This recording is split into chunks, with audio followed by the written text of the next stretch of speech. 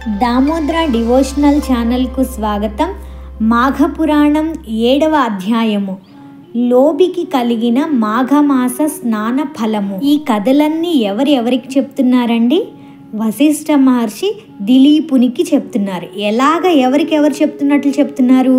పార్వతితో పరమేశ్వరుడు చెప్పినట్లుగా వశిష్ఠ మహర్షి దిలీపునికి అన్ని విషయాలను చెప్తూ ఉన్నారు. ఇప్పుడు చెప్తున్నారన్నమాట. పార్వతీదేవి పిసినారి వృత్తాంతమును చెప్పమని కోరుతున్నారు. దానికి చెప్తున్నారన్నమాట. పార్వతి, చాలా కాలం క్రిందట దక్షిణ ప్రాంతంలో అసంతవాడయను నామం కల పెద్ద నగరం ఉండింది. ఆ నగరంలో బంగారు శెట్టి అనే వైశ్యుడు ఒకరు ఉండేవాళ్ళు. అతని భార్య పేరు తాయారమ్మ. బంగారు శెట్టి పిసినిగొట్టు. ఆయనకు పిత్రార్జిత సంపాదనమే లెక్కకు మించినట్లుగా ఉంది. కానీ ఇంకా కూడా అతడు ధనాశపరుడై తన వద్దనున్న ధనమును వడ్డీలకిచ్చి మరింత సంపన్నుడు అగుతూ ఉండెను. కానీ ఒక్కనాడైనను శ్రీహరిని ధ్యానించడం కానీ దాన ధర్మాలు చేయడం కానీ చేయనే లేదు. అంతేకాదు, ఆయన బీద ప్రజలకు వారి ఆస్తులపై వడ్డీలకు రుణాలిచ్చి ఆ అనుకున్న గడువుకు రుణం తీర్చనందుకు తప్పుడు సాక్ష్యాలతో వ్యాజ్యములు వేసి వారి ఆస్తుల సైతము స్వాధీనపరుచుకునేవాడు.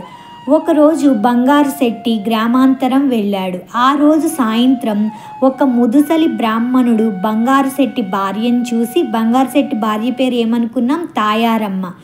ఆ తాయారమ్మను చూసి, తల్లి, నేను ముదుసలి వాడను, నా గ్రామం చేరువలనన్న ఇంకా 10 ఆమడలు వెళ్ళవలసి ఉంటుంది. ఇప్పుడు చీకటి కాబోతుంది. ఆకాశంలో మేఘాలు ఉరుముతున్నాయి. చలిగాలికి వణికిపోతున్నాను. మీ ఇంటి వద్ద రాత్రి గడుపనిమ్ము, నీకెంతైనా పుణ్యం ఉంటుంది. నేను సద్బ్రాహ్మణుడను, సదాచార వ్రతుడను. ప్రాతకాలమున మాఘస్నానం చేసి వెళ్ళిపోతాను అని బ్రతిమిలాడెను. తాయారమ్మకు జాలి కలిగెను. వెంటనే తన అరుగు మూల శుభ్రం చేసి అక్కడ తుంగచాపను వేసి కప్పుకొనుటకు వస్త్రమిచ్చి పండుకొన్నమని పలికెను. ఆమె దయార్థ హృదయంనకు ఆ వృద్ధ బ్రాహ్మణుడు సంతసించి విశ్రాంతి తీసుకొనుచుండగా తాయారమ్మ ఒక ఫలమిచ్చి దానిని భుజించమని చెప్పి ఇలా మాట్లాడుతున్నారు. ఆర్య, మాఘస్నానం చేసి వెళ్ళెదనని అన్నారు కదా, ఆ మాఘ స్నానం ఏమిటి? సెలవివ్వమని వినుటకు కుతూహలంగా ఉన్నది అని అడుగగా అప్పుడు ఆ వృద్ధ బ్రాహ్మణుడు దుప్పటి కప్పుకొని ఇలా చెప్తున్నారు. అమ్మ, మాఘమాసం గురించి చెప్పుట నా శక్యము కాదు. అయినా కూడా తెలిసినది వివరించుదును, వినండి అని ఈ విధంగా పలుకుతున్నారు. ఈ మాఘమాసంలో నది అందు కానీ, తటాకమందు కానీ, లేక నూతి అందు కానీ సూర్యోదయం అయిన తర్వాత చన్నీళ్లు స్నానం చేసి విష్ణు మందిరానికి వెళ్ళి తులసీ దళములతో పూలతోనూ పూజ చేసి స్వామివారి ప్రసాదంను స్వీకరించవలెను. తరువాత మాఘపురాణం పఠించవలెను. ఇట్లా ప్రతిదినం విడవకుండా 1 రోజులు చేసి ఆఖరున బ్రాహ్మణ సమారాధన దాన ధర్మాలు చేయవలెను. ఇట్లు చేసిన ఎడల మానవును రౌరవాది నరక విశేషములలో పడవేయు అశేష మహాపాపములు వెంటనే నశించిపోవును. ఒకవేళ ఈ 1 రోజులు చేయలేని వారు, వృద్ధులు, రోగులు ఒక్కరోజైనను, అంటే ఏకాదశి నాడు కానీ, ద్వాదశి నాడు కానీ, లేకపోతే పౌర్ణమి నాడు కానీ పై ప్రకారంగా చేసినచో సకల పాపములు తొలగి సిరి సంపదలు, పుత్ర సంతానం కలుగుతుంది. ఇది నా అనుభవంతో తెలియచేస్తున్నాను అని చెప్పగా ఆ బ్రాహ్మణుని మాటలకు తాయారమ్మ మిక్కిలి సంతసించి తాను కూడా ప్రాతకాలమున బ్రాహ్మణునితో పాటు నదికి పోయి స్నానం చేయుటకు నిశ్చయించుకొన్నది. అంతలో పొరుగురికి వెళ్ళిన తన భర్త బంగారు శెట్టి ఇంటికి రాగానే ఆమె అతనికి మాఘమాసం గురించి చెప్పి తాను తెల్లవారుజామున స్నానమునకు పోదునని తెలియజేస్తుంది. భార్య చెప్పిన మాటలకు బంగారు శెట్టి కోపం వచ్చి వంటి నిండా మంటలు బయలుదేరినట్లుగా పళ్ళు పటపటా కొరికి, ఓసి వెరిదాన, ఎవరు చెప్పినారే నీకు ఈ సంగతి?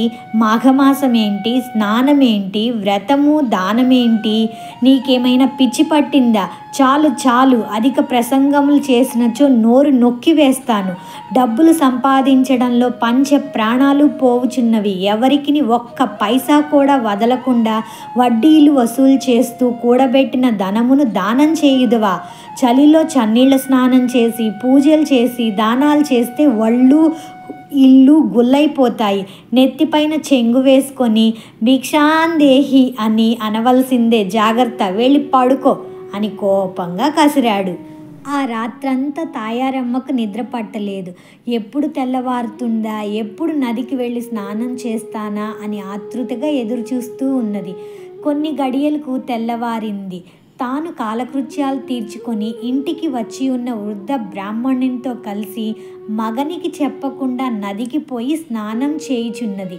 ఈలోగా బంగారు శెట్టి పసిగట్టి ఒక దుడ్డు కర్ర తీసుకొని నదికి పోయి నీళ్లలో దిగి భార్యను కొట్టబోచుండగా ఆ ఇద్దరు కొంత తడువు నీళ్లలో పెనుగులాడిరి. అంటే అట్లా కొంచెం తడిచి ఉన్నది. కొడుతూ ఉన్నప్పుడు తెలియకుండానే ఇద్దరు నీళ్ళలో మునిగేశారనమాట. అటుల మునుగుటచే ఇద్దరికీ మాఘమాస ఫలితం దక్కింది. మొత్తం మీద బంగారు శెట్టి భార్యను కొట్టి ఇంటికి తీసుకొని వచ్చేశాడు. కొన్ని సంవత్సరాల తర్వాత ఒకరోజు ఇద్దరికీ ఒక వ్యాధి సోకినది.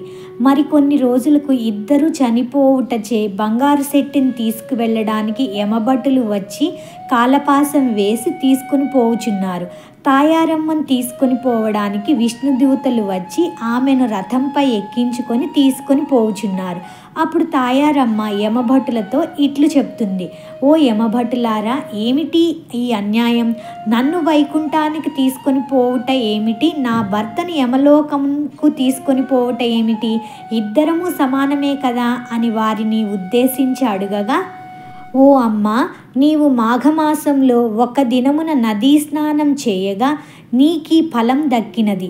కానీ నీ భర్త అనేకులను హింసించి అన్యాయంగా ధనార్జన చేసి అనేకుల వద్ద అసత్యంలాడి నరకమన్న భయం లేక భగవంతునిపై భక్తి లేక వ్యవహరించినందుకే యమలోకమునకు తీసుకొని పోవుచున్నాము అని యమభటులు పలికిరి. ఆమె మరలా వారిని ఇట్లు ప్రశ్నించింది: నేను ఒకే దినం స్నానం చేసినందుకు పుణ్యఫలం కలిగినప్పుడు నన్ను కొట్టుచు నాతో నా భర్త కూడా నీట మునిగినాడు కదా, శిక్షించుటలో ఇంత వ్యత్యాసం ఎలా కలిగెను అని అడగగా యమభట్లకు సంశయం కలిగి ఏమీ తోచక చిత్రగుప్తుని వద్దకు వెళ్ళి జరిగిన సంగతిని ఆమె వేసిన ప్రశ్నను తెలియజేశారు. చిత్రగుప్తుడు వారి పాపపుణ్యములను పట్టిక చూడగా ఇద్దరకు సమానమైన పుణ్యఫలం రాసి ఉన్నది. జరిగిన పొరపాటుకు చిత్రగుప్తుడు విచారించి బంగారు శెట్టిని కూడా వైకుంఠానికి తీసుకొని పొమ్మని విష్ణుదూతలతో చెప్పెను. విష్ణులోకంనకు ముందు వెళ్ళి ఉన్న తాయారమ్మ తన భర్త గతి ఏమయ్యనో అని ఆతృతతో ఉండగా బంగారు శెట్టి పుష్పక విమానం మీద తెచ్చి వైకుంఠంలో విడిచిరి. భార్యాభర్తలిద్దరూ మిక్కిలి సంతసం పొందిరి. రాజా, వింటివా? భార్య వలన భర్తకు కూడా ఎటుల మోక్షం కలిగెనో, భర్త దుర్మార్గుడై పిసినిగొట్టుగా వ్యవహరించినను భార్య యథాలాపముగా ఒక్కరోజు మాఘమాస స్నానం చేసినందున ఇద్దరికిని వైకుంఠ ప్రాప్తి కలిగినదిగా. కనుక మాఘస్నానం 1 రోజులు చేసినచో మరింత మోక్షదాయకమగును అని అనడంలో సందేహం లేదు అని చెప్పారనమాట. ఇక్కడ చూడండి, చిత్రగుప్తుడికి తెలియదా చెప్పండి? అలా ఎందుకు విష్ణుదూతలనే సంభాషణ, యమదూతల సంభాషణ చేసి ఉంటారు అంటే అదంతా మన కోసమే, మనకు అర్థం అవ్వాలి, ఇలా చేయడం వల్ల ఇలా జరుగుతుంది అని మనకి అర్థం అవ్వాలని చెప్పి చిత్రగుప్తుడు పట్టికను విచారించాడు. అయ్యో క్షమించండి, ఇద్దరికీ సమానమైన ఫలితం ఉంది, వ్యత్యాసం లేదు అని చెప్పారు అని మనందరికీ తెలియాలని చెప్పి, ఈ వివరణ తెలియాలి అంటే ఇలా చెప్తేనే కదా మనకు అర్థమయ్యేది, అందుకని చెప్పారు అని అర్థం చేసుకోవచ్చు. అలాగే నిన్న కప్ప రూపంను విడిచిన స్త్రీ కథలో కూడా మనం ఏం గమనించాలి అంటే భర్త మాటని జవదాటకూడదు. చూడండి, ఆవిడ జవదాటటం వల్లే కదా కప్పలాగా మారవలసి వచ్చింది. అలా కాకుండా సంసారంలో ఒకరి మాట ఒకరు అర్థం చేసుకొని ఒకరికి ఒకరు కలిసిమెలిసి ఉంటే ఎటువంటి గొడవలు ఆపదలు రాకుండా ఉంటాయి అని చెప్పడమే ఆ కథలో తెలుసుకోవాల్సిన విషయంగా నాకు అనిపించిందండి. దాన్ని వ్యక్తపరిచాను. అథ మాఘమాస మహాత్మ్యే సప్తమోధ్యాయ సమాప్తః. సర్వం శ్రీకృష్ణార్పణమస్తు.